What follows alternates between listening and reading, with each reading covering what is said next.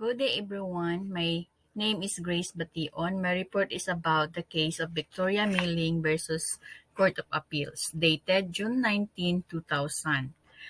GR number 154878. The facts of the case.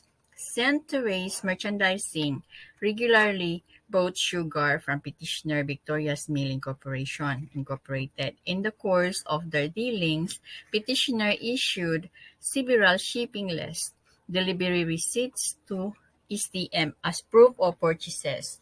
Among these was is LDR number 1214M, which gave rise to the instant case. On October 25, 1989, STM sold to private respondent Consolidated Sugar Corporation its right in its LDR number 1214M for 14,750,000 that same day.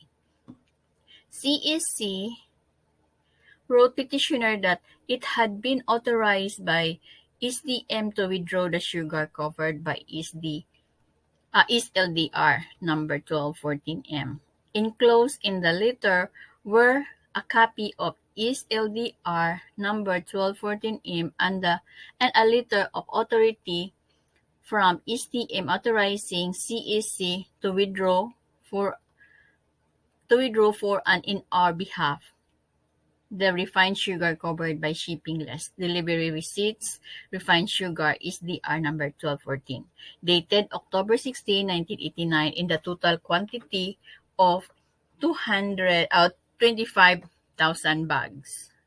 On October 25, 1989, St. Therese Merchandising sold to Consolidated Sugar Corporation its rights in its LDR number 1214M for 14,750,000.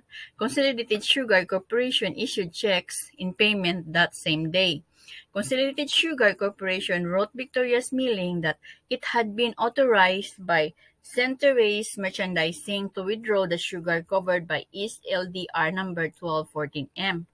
Consolidated Sugar Corporation rendered East LDR number 1214M to Victoria's Milling's Nawako warehouse and was allowed to withdraw sugar. However, after 2,000 bags had been released, Victoria's Milling refused to allow further withdrawals of sugar against East LDR number 1214M because, according to it, St. Therese Merchandising had already withdrawn all the sugar covered by the declared checks.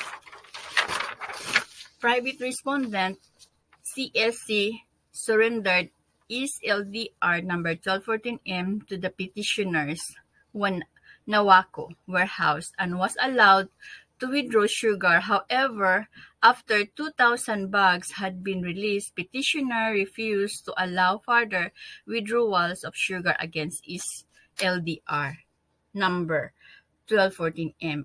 On January 31, 1990, petitioner told CSC that it could not allow any further withdrawals of sugar against East LDR number 1214M because STM had already withdrawn all the sugar covered by the declared checks.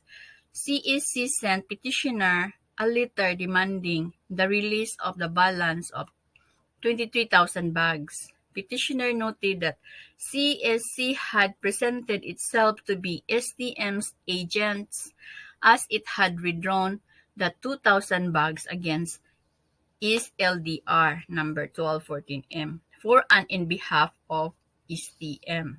The issue before the court was the issue of whether or not CSC was an agent of STM and hence stopped the sue upon SDR number 1214M as an assignee in its own name.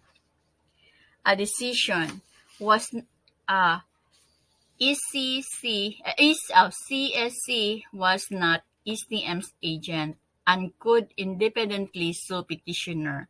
It is clear from Article 1868 that the basis of agency is representation on the part of the principal there must be an actual intention to appoint or an intention naturally inferable from the words of action and on the part of the agent.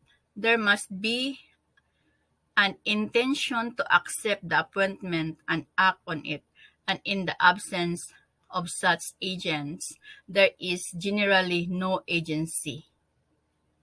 One factor which must clearly distinguishes agencies from other legal concepts in control. One person, the agent, agrees to act under the control or direction of another. The principal, indeed, the very word agency has come not controlled by the principal. So wherefore the instant petition is denied from lack of merit. Thank you and have a good day.